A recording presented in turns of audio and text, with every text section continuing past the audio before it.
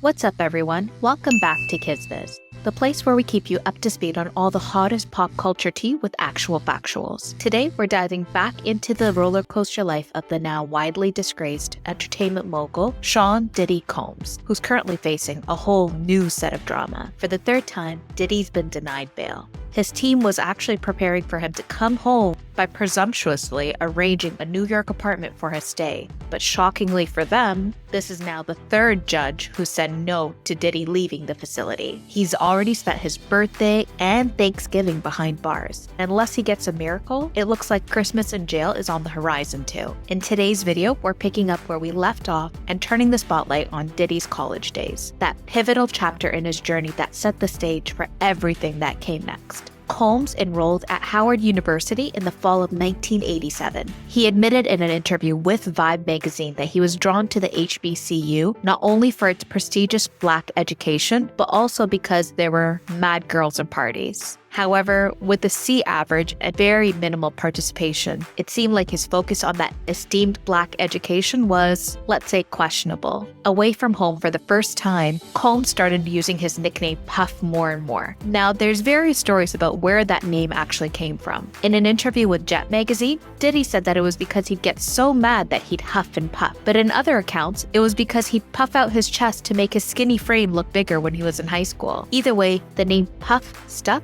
and it became his signature. In Washington, D.C., where Howard University is located, Combs was now immersed in a new kind of Black culture, much different from the streets of New York where he grew up. In a Vibe magazine interview, he said, "I was looking at things as a businessman by then, experiencing Black people from all different lifestyles, different parts of the country. I had to learn from this." And learn he did. He quickly realized that college life wasn't about what you knew, it was about who you knew. So he brought his signature Harlem hustle to Howard, throwing epic wild parties that became the thing to do every Friday and Saturday night. Every weekend, the campus was buzzing with wild events. And his legendary parties started building his name, his reputation, and more crucially, his network. As Combs himself put it, "I started gaining friends from that. I could get anything I wanted on campus. If I needed my car fixed, I knew where to go. If I needed an English paper, I knew who to talk to. And if I needed an exam or some weed, I knew where to get it." Shantae Page, a former A&R executive at Universal Motown who attended Howard at the time, called Combs' parties once-in-a-lifetime vibes. Now, what was really wild about these parties was they weren't just for fun. Combs treated the parties like a business. He was hustling tickets, promoting like crazy, and pulling in thousands every weekend just from those events. This wasn't just partying, it was entrepreneurial gold for a college kid. But that wasn't all. He was hustling in all kinds of ways, driving students around in rented vans, selling Malcolm X t-shirts. You could spot him cruising around campus in his convertible, passing out flyers, selling tickets to his next party, or even hustling term papers. According to Combs, he said he was serious about his studies at first, but his mind was moving way too fast for it. Now, behind that flashy, larger-than-life persona that he was putting out, there was a darker side to Combs. A Rolling Stone article revealed a disturbing side to his time at Howard, especially regarding a relationship he was in at the time. At first, Combs would show up at his girlfriend's classes, tapping on windows, trying to get her to ditch. What started innocently quickly spiraled into something much more toxic. He would show up uninvited, badgering her outside the class to pull her out, and other students recalled the girlfriend looking tense at what now appeared to be unwelcome visits that hinged on fear and bordered on control. This behavior escalated to the point where he showed up outside of her dorm, screaming for her to come out. Other women started running through the halls, calling for help as Combs allegedly beat the woman outside with a belt. Multiple witnesses confirmed the attack,